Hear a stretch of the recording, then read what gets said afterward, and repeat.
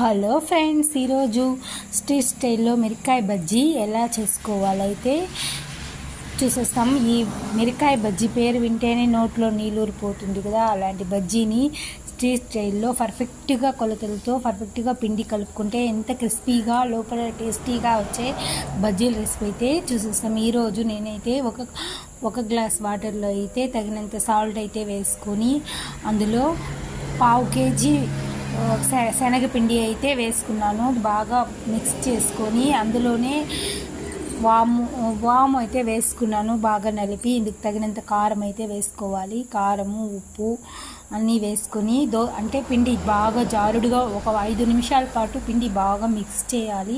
అంటే దోశ పిండిలాగా, అంటే దోశ పిండి కంటే ఇంకా జారుడుగా అయితే పిండి బాగా మిక్స్ చేసుకొని ఉప్పు, కారం, గరం మసాలా అయితే వేసుకునేసి ఇప్పుడు పిండి మనం చేతిలో ఎత్తుకుంటే జారుతూ ఉండాలి. అలా ఉంటేనే బజ్జీ అయితే సాఫ్ట్గా పైన క్రిస్పీగా అయితే ఉంటుంది. ఈ విధంగా పిండి అయితే కలిపి పెట్టుకొని మనం మామూలుగా వాడే మిరపకాయలు అయితే నేను తీసుకున్నాను ఇక్కడ. ఇవి మధ్యలో కట్ చేసి విత్తనాలంతా తీసేసి అయితే పెట్టుకొని ఆయిల్ అయితే వేడివేడిగా ఆయిల్ బాగా వేడెక్కిన తర్వాత మీడియంలో ఫ్లేమ్లో పెట్టి బజ్జీలు అయితే వేసుకుంటే చాలా సూపర్ టేస్టీ అయిన బజ్జీలు అయితే రెడీ అయిపోతాయి. ఇప్పుడు ఈ బజ్జీల్ని వేసేసిన తర్వాత 2 నిమిషాలు అట్టే కదుపుకుండా ఉంచితే కొంచెం ఒక సగం కాలిన తర్వాత మనం తిప్పినామంటే బజ్జీలు అయితే విడిపోకుండా అంటుకోకుండా అయితే వస్తాయి. మీడియం ఫ్లేమ్లోనే బజ్జీలు అయితే వేయిస్తే కరకరలాడుతూ ఉంటాయి.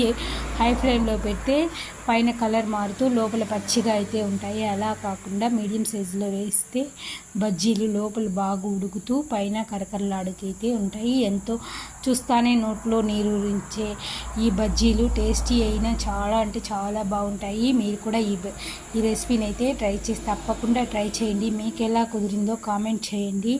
ఈ వీడియోని తప్పకుండా చూసిన వాళ్ళు సబ్స్క్రైబ్ చేసుకోవడం మాత్రం మర్చిపోవద్దండి.